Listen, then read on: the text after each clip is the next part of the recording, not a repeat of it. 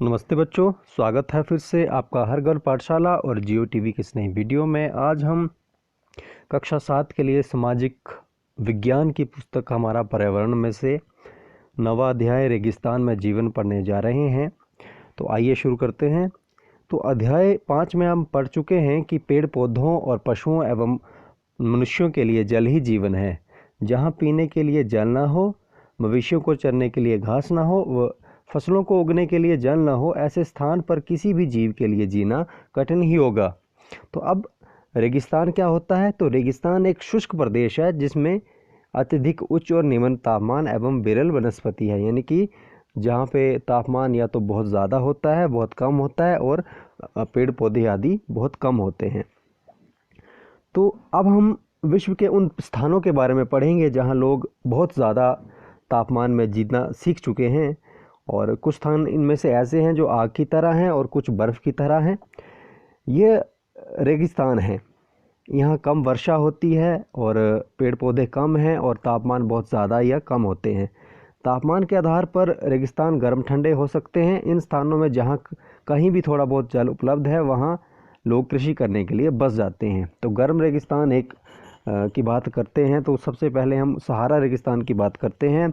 विश्व एवं अफ्रीका महाद्वीप के मानचित्र को हम अगर देखें तो उत्तरी अफ्रीका के बड़े भूभाग पर फैले सहारा के रेगिस्तान का पता हम लगा सकते हैं। यह विश्व का सबसे बड़ा रेगिस्तान है। इसकी जो एरिया है वो 8.5 लाख वर्ग किलोमीटर है, और भारत में जो भारत का क्षेत्रफल है वो 3.2 लाख वर्ग किलोमीटर है। 11 जो देश हैं उससे सहारा रेगिस्तान बना है। इसमें अल्जीरिया, चाड, मिस्र, लीबिया, माली, मोरतानिया, मोरक्को, नाइजर, सूडान, ट्यूनीशिया और पश्चिमी सहारा है। अब आगे बढ़ते हैं। ये हम सहारा रेगिस्तान की फ़ोटो देख पा रहे हैं। रेगिस्तान के बारे में सोचते समय हम मस्तिष्क में तुरंत ही रेत का दृश्य उभरता है, परंतु सहारा मरुस्थल बालू की विशाल परतों से ढका नहीं, वरन वहाँ बजरी के मैदान और नग्न चट्टानी सतह वाले उत्थित पठार भी पाए जाते हैं। ये चट्टानें कुछ स्थानों पर 2500 मीटर से भी ज़्यादा ऊंची है, यानी कि रेत नहीं है, वहाँ पे चट्टानें भी हैं और वो 2500 मीटर से ऊंची भी हैं। तो अब हम जानते हैं कि आपको ये जानकर आश्चर्य होगा कि आज का सहारा रेगिस्तान एक समय में पूरा हरा भरा था, और सहारा रेगिस्तान में कुछ गुफाएं हैं जहाँ पे नदियाँ और मगरमच्छ पाए जाते थे। हाथी, शेर, जिराफ, शुतुरमुर्ग, भेड़, पशु, बकरियां जो थे वो भी पाए जाते, परंतु जलवायु का जो परिवर्तन हुआ उसकी वजह से ये रेगिस्तान बन गया।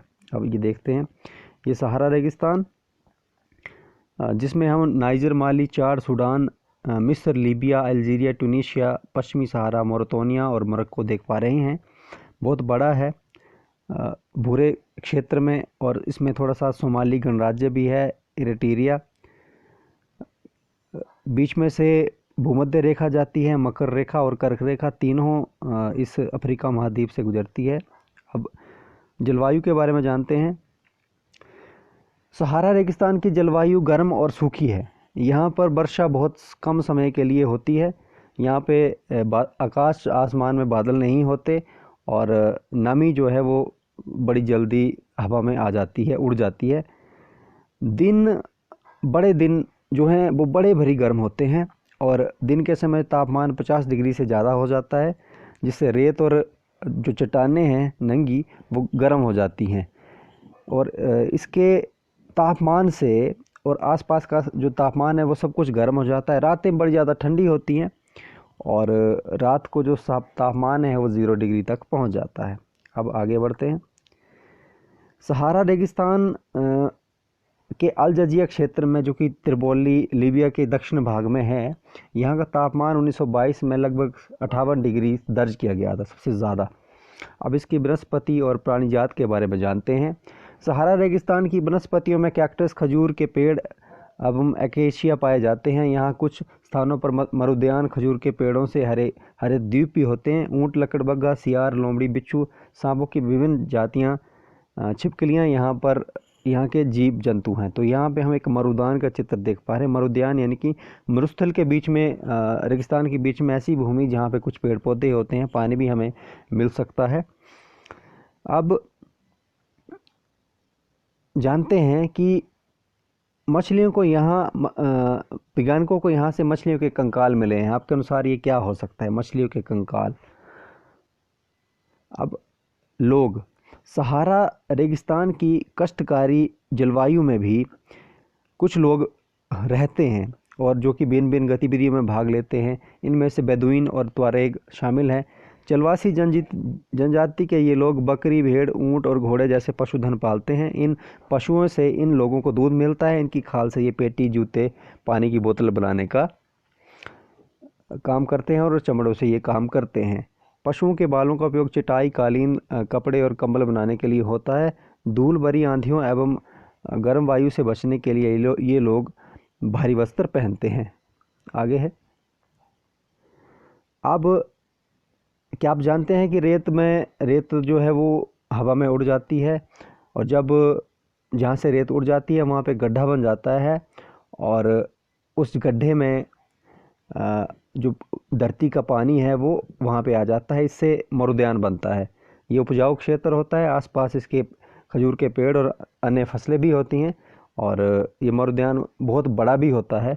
मोरक्को में टेफिला-लैटन मरुद्यान ऐसा ही बड़ा मरुद्यान है जिसका क्षेत्रफल 13,000 वर्ग किलोमीटर है।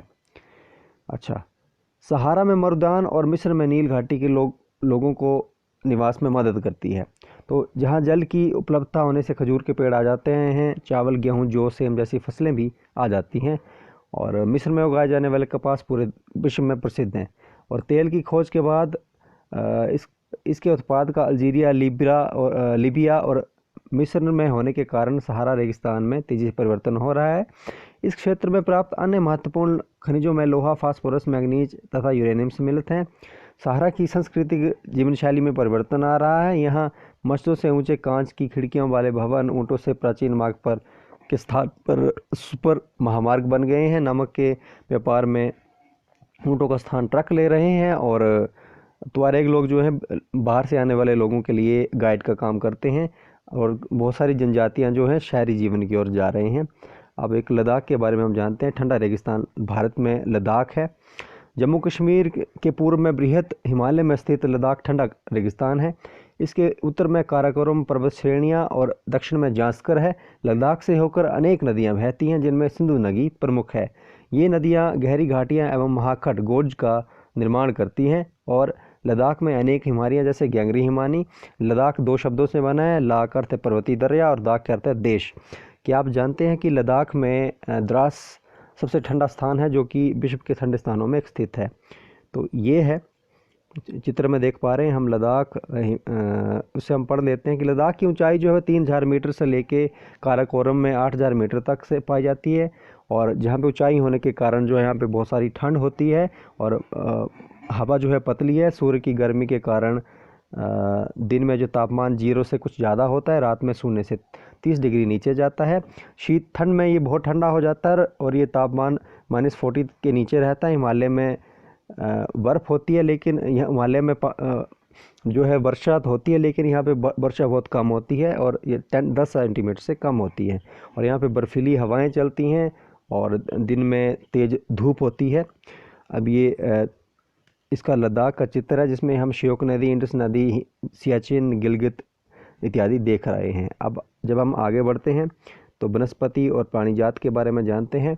तो यहाँ पे बीलो, पपलर इत्यादि मिलते हैं और छोटे छोटे जानवर मिल सकते हैं। सेब, खुमानी, अखरोट जैसे पेड़ मिलते हैं। रोबिन, रेड रस्टार, तिब्बती स्नैक रोक और हूप इत्यादि पाए जाते हैं। कुछ प्रवासी पक्षी भी होते हैं। जंगली बकरी, जंगली भेड़ और कुत्ते आदि मिलते हैं। पशुओं को दूध, मांस आदि के लिए पाला जाता है। याक के दूध का उपयोग पनीर, मक्खन इत्यादि बनाने के लिए किया जाता है।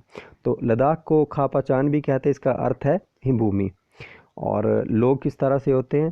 तो लोग अधिकतर गोम्पा में रहते हैं और या बौद्ध हैं या मुस्लिम हैं और कुछ मठ हैं यहाँ पे। और गर्मी में यहाँ पे जो आलू, मटर, सेम, शलगम की खेती होती है और शीत ऋतु में जो है ठंड बहुत होती है और लोग अपने खेतों में नहीं काम करते बल्कि दुकानें भी संभालते हैं।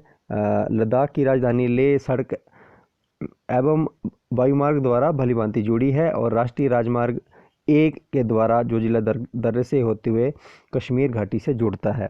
तो ये कुछ गोम्पा हम देख पा रहे हैं अपने सामने। तो और ये बारालाचा और वेशभूषी महल है और इस